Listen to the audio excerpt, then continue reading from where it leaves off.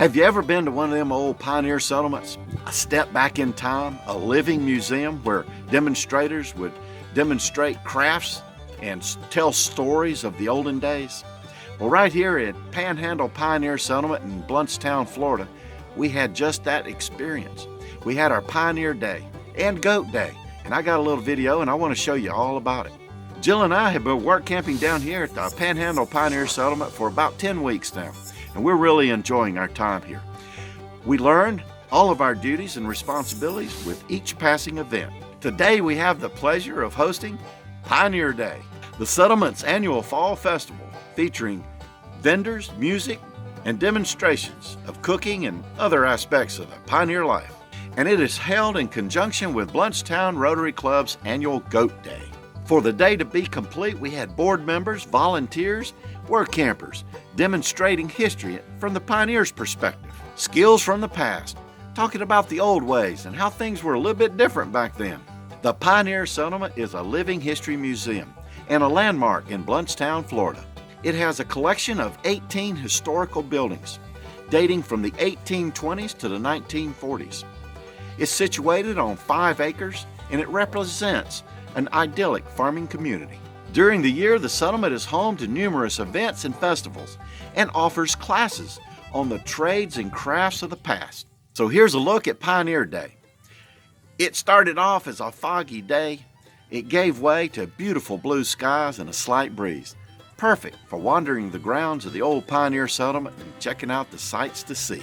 This year we had about 5,000 people come and go throughout the day, wandering the settlement, checking out all the historical buildings and some of the demonstrations of the crafts of the past, like these cowboys, where periodically the bad guys would appear, known to be troublemakers. The sheriff would have to come out and put them in their place.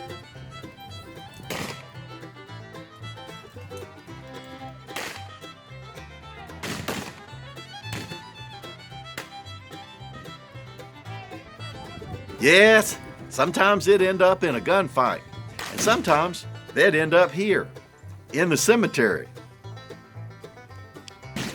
No, I'm just kidding. It's all for show. When the smoke clears and it's all over, outlaws get back up. Let's hear it for them. Thank you very much, guys. Thanks for coming out. And don't forget the general store and post office. Stop by and see all the goodies in this old-fashioned store.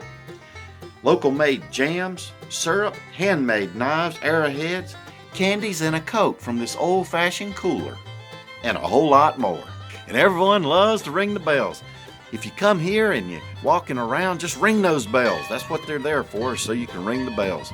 But in the olden days, the bells were used as signals to let other people know what's going on. Like if there was an emergency, like a fire or something, you ring that bell. And there's a big old bell down by the Wells house, and if you get down there, just ring that thing, just ring it hard. Everybody loves to hear those bells. Now at the 1846 Wells home, Howard tells a story. The Wells cabin, built in 1846 by slave labor. Yes, sir. The family came from North Carolina, built this cabin. It had a porch on this side as well as this side, and after the turn of the century, they closed in, made a big dining room, big kitchen. There was a stairs going up the second floor just inside this door, and that's where the children slept up there. The bed in here is original to the house. It's a cherry rug bed. And you've slept on that bed. And I slept on that bed many nights in this cabin. Yeah. We've had a big... And there was basket weaving right on the front porch of the Wells home.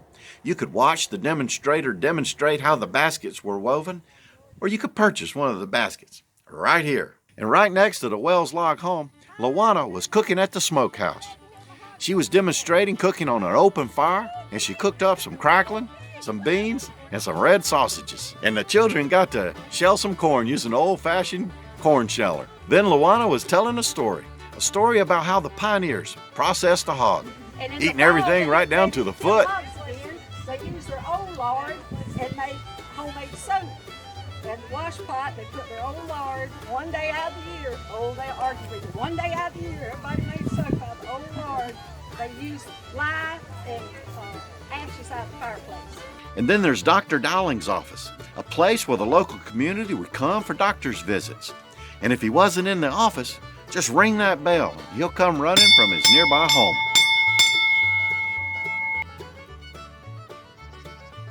And one of the special attractions here at the Pioneer Settlement, the 1897 Yawn Farmhouse, where Frances would demonstrate how to cook biscuits on an old cast iron stove, and how butter did not come in a box. And this year she cooked so many biscuits, she ran out of flour. I bet that old flour's out there in the middle of the ocean on a ship, waiting to get to shore.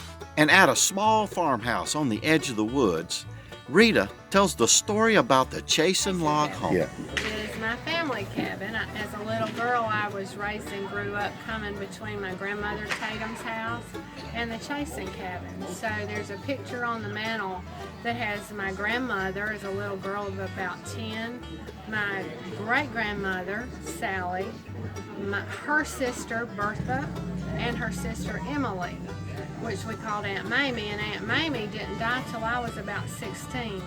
So she stayed in this house, and at night would spend the night with my grandmother, Pearl Tatum. So I grew up coming with her in and out to get a change of clothes or check on the house or the kitchen or that sort of thing. So Aunt Mamie left the house. When she passed, I was about 16. She left it to my mother, Aline Tatum Morris. Now that was just a little bit of Rita's story. I'll post the rest of her story in an upcoming video. And this was our popcorn delivery guy. Say hi, Philip. Hi, Philip. Hey, I wanted to do that. I can deliver popcorn. And I found these two young ladies spinning yarn down at the 1860s Bailey House. We have a farm show and they have an event called Sheep to Shawl. Yep. You've done that? No, I haven't, but I'm Yeah. familiar with it. Yeah. Now, And I've been coming here to the Panhandle for about 16 years now. I figured you had. Most of the volunteers have been here a couple times. Met Clementine in August. No, April. I've been here It was an A. 4 times. It was an A month. Now who's Clementine? Me. You're Clementine. Okay. All right. And been here 4 Clementine times. wanted to learn to spin, so Well, taught her in April. yeah, she is awful young to be spinning. No. That is awesome. Then down by the Yawn Farmhouse, Jessica was washing clothes the old-fashioned way. And if you wanted to participate, just jump right in there and give it a try. From washboard to clothesline. Yep, it was the old-fashioned way. By now, you must be hungry, so stop down by the food concession stand. They're open and ready to serve. They've got hot dogs, hamburgers, peanuts, and popcorn. And sodas, too. And I think they got some juices and drinks for the kiddies as well. At the cobbler's shop, Ben was demonstrating how to carve a bowl. He said a bowl this size would probably take him a good 8 hours to carve, and it was not easy work. At the blacksmith shop, Mr. Willard, the owner, talked about blacksmithing, the process, and how tools were made. Also, while you're in the blacksmith shop, check out the walls with all the old tools and some of the useful things that have been made over the past years. Up by the firehouse, we had some old trucks and tractors on display, showing them off. And don't forget to stop by the 1897 Shiloh 2-room schoolhouse, where you can hear stories about school in the 1900s. And listen to these two young ladies sitting here doing schoolwork and listening to the story. Just letting the public know a little bit about the school, how old it is, what the kids used to do, how they came to school with no shoes. No shoes. Wait, no shoes? Little shoes sometimes. Goodness, yes. You guys didn't know that? Oh, it was hard times back then. Now, these your children? No. Yeah, They've it been was to hard visit me a times. couple of times today though. Well, they must like school. No, we just, I want wait, why have we been there? Hold on 1 minute. I gotta go. Hold on, Carl, I gotta get in there too. Whew, thank goodness for these. That reminds me, we got an old outhouse over here by the Sexton house. And if you had a little time, you could dress up and have your old-time photo taken at the 1872 Sexton's log home. And I do not know who this crazy guy is on the front porch. It looks like everyone's busy. What are you doing, Steve? I have been assigned the duties of staying in the axe room today. It is a room full of axes and hammers and saws and all types of equipment and tools that were used during the pioneer days to build cabins similar to the ones that we have here right on the settlement's grounds. And it's going to be pretty exciting. You know, people can come in and they can look. We've got arrowheads, got a couple outboard motors for boats. I don't know why they're in here, but you know, whatever. Got a bunch of axes, broadhead axes, double head faced axes, and a lot of them that I don't even know what they are. Saws, hammers, drills, picks, all the things associated with good old hard work back in the day. And I wielded a few of these, and it is hard work. It seems like everyone had a great time, an adventure to share with friends, parents, and grandparents. Everyone here at the Panhandle Pioneer Settlement had a great time as well. Enjoyed hosting the event and look forward to the end of the month where we're going to start making syrup. From chopping the sugar cane to the bottled syrup, we're going to do that and all between. Now, if you'd like to come out and join us and cook up some syrup, you can register for a class. Just call the office and they'll hook you up. And until later, thanks for your time. Bye.